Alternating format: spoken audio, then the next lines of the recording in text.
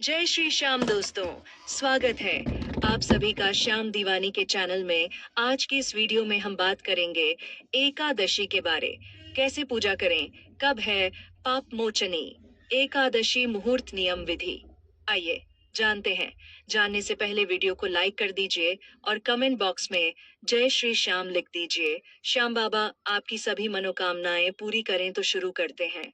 पाप मोचनी एकादशी एक विशेष दिन है जब व्यक्ति अपने पापों से मुक्ति प्राप्त कर सकता है और भगवान के आशीर्वाद से जीवन में शांति और समृद्धि पा सकता है। इस दिन विशेष पूजा, उपवास और ध्यान करने से न केवल पापों का नाश होता है, बल्कि जीवन में नई ऊर्जा और सकारात्मकता का संचार होता है। पाप मोचनी एकादशी को सही तरीके से मनाकर आप अपने जन्म जन्मांतर के पापों से मुक्त हो सकते हैं और मोक्ष की दिशा में एक कदम और बढ़ सकते हैं। चैत्र माह सनातन धर्म में अत्यधिक महत्वपूर्ण है, क्योंकि इस महीने से हिंदी नववर्ष की शुरुआत होती है। इसी महीने में नवरात्रि और रामनवमी जैसे प्रमुख व्रत और त्योहार मनाए जाते हैं। चैत्र माह के कृष्ण पक्ष में पाप मोचनी एकादशी का पर्व विशेष रूप से भगवान विष्णु की पूजा और पापों से मुक्ति प्राप्त करने का एक अवसर होता है। इस दिन का महत्व सनातन धर्म में बहुत अधिक है और इसे पापों को नष्ट करने और भगवान विष्णु की विशेष कृपा प्राप्त करने के लिए मनाया जाता है। पंचांग के अनुसार चैत्र माह के कृष्ण पक्ष की पाप मोचनी एकादशी तिथि की शुरुआत 25 मार्च 2025 सुबह 5:05 से होगी और इसका समापन 26 मार्च 2025 सुबह 5:05 से होगी और इसका समापन 26 मार्च 2027 सुबह 5:05 से होगी और इसका समापन 26 मार्च 2025 सुबह 5:05 से होगी और इसका समापन 26 मार्च 2023 सुबह 5:05 से होगी और इसका समापन 26 मार्च 2025 सुबह 5:05 से होगी और इसका समापन 26 मार्च 2025 सुबह 5:05 से होगी और इसका समापन 26 मार्च 2025 सुबह 5:05 से होगी और इसका समापन 26 मार्च 2025 सुबह 5:05 से होगी और इसका समापन 26 मार्च 2025 सुबह 5:05 से होगी और इसका समापन 26 मार्च 2025 सुबह 5:05 से होगी और इसका समापन 26 मार्च 2027 ऐसा नहीं आस्तांताए सुबह 5:05 से होगी और इसका समापन 26 मार्च 2028 सुबह 5:05 से होगी और इसका समापन 26 मार्च 2025 सुबह 5:05 से होगी और इसका समापन 26 मार्च 2025 सुबह पूरे 5:05 से होगी और इसका समापन 26 मार्च 2025 सुबह 5:05 से होगी और इसका समापन 26 मार्च 2025 सुबह 5:05 से होगी और इसका समापन 26 मार्च 2022 सुबह 5:05 से होगी और इसका समापन 26 मार्च 2025 नंदेयो नया सापा 50 सुबह 5:05 से होगी और इसका समापन 26 मार्च 2000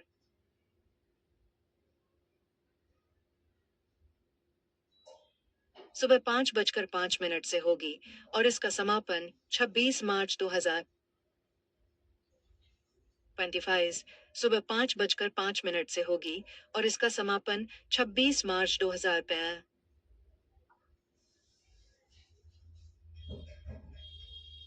सुबह 5:05 से होगी और इसका समापन 26 मार्च 2025 सुबह 5:05 से होगी और इसका समापन 26 मार्च 2025 सुबह 5:05 से होगी और इसका समापन 26 मार्च 2025 सुबह 5:05 से होगी और इसका समापन 26 मार्च 2025 सुबह 5:05 से होगी और इसका समापन 26 मार्च 2025 सुबह 5:05 से होगी और इसका समापन 26 मार्च 2025 सुबह 5:05 से होगी और इसका समापन 26 मार्च 2025 सुबह 5:05 से होगी और इसका समापन 26 मार्च 2027 सुबह 5:05 से होगी और इसका समापन समापन 26 मार्च 2025 सुबह 5:05 से होगी और इसका समापन 26 मार्च 2005 सुबह 5:05 से होगी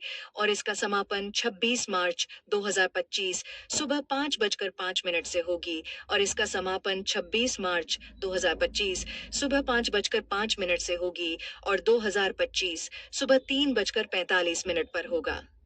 चूंकि यह तिथि उदयातिथि के हिसाब से मानी जाती है, इसलिए इस वर्ष पाप मोचनी एकादशी का व्रत 25 मार्च मंगलवार को रखा जाएगा।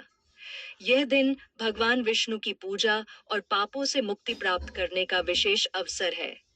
व्रती इस दिन उपवासी रहकर भगवान विष्णु के मंत्रों का जाप और उनकी पूजा करते हैं, जिससे जीवन में पुण्य और सुख की प्राप्ति होती है। साथ ही इस दिन किए गए अच्छे कार्य और दान से सभी पाप समाप्त होते हैं और मोक्ष की प्राप्ति होती है। पापमोचनी एकादशी पर किए जाने वाले प्रमुख उपाय। पापमोचनी एकादशी पर उपवास करना अत्यधिक शुभ माना जाता है। यदि संभव हो तो संपूर्ण दिन उपवासी रहें और केवल फलाहार करें। उपवास करने से शरीर और मन की शुद्धि होती है, साथ ही पापों का नाश होता है। इस दिन विशेष रूप से भगवान विष्णु और श्री कृष्ण की पूजा करनी चाहिए। उनके मंत्रों का जाप और उनका ध्यान करने से पापों का नाश होता है और पुण्य की प्राप्ति होती है। इस दिन को शांति और ध्यान का दिन बनाएं। यदि व्रत कर रहे हैं तो मन को शांत रखें और भगवान के नाम का जाप करें। यह मानसिक शांति और सकारात्मक ऊर्जा का स्रोत है। तुलसी का पूजन इस दिन विशेष रूप से फलदायी होता है। तुलसी को पवित्र माना जाता है और इसके साथ पूजा करने से पापों से मुक्ति मिलती है। इस दिन दान का भी अत्यधिक महत्व है। जरूरतमंदों को वस्त्र, भोजन या धन दान करना पुण्यकारी होता है। यह न केवल पापों को नष्ट करता है, बल्कि आत्मिक शांति भी प्रदान करता है।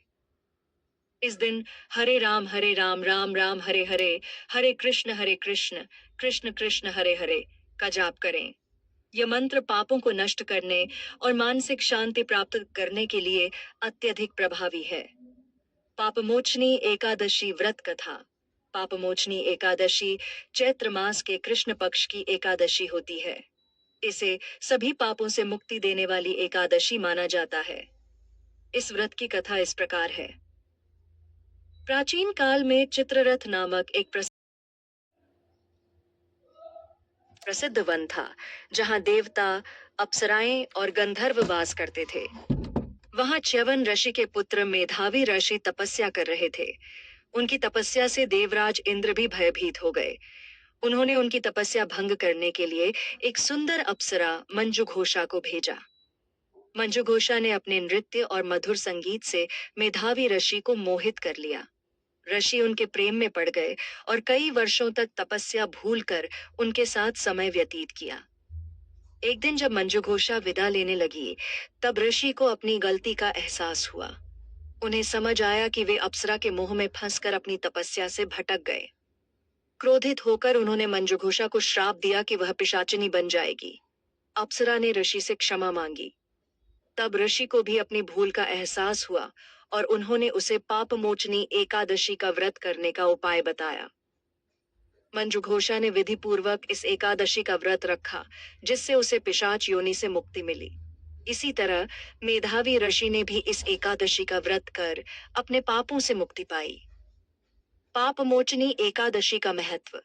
इस एकादशी का व्रत करने से सभी प्रकार के पाप नष्ट हो जाते हैं और व्यक्ति को मोक्ष की प्राप्ति होती है। इसे विधि पूर्वक करने से भगवान विष्णु की कृपा प्राप्त होती है।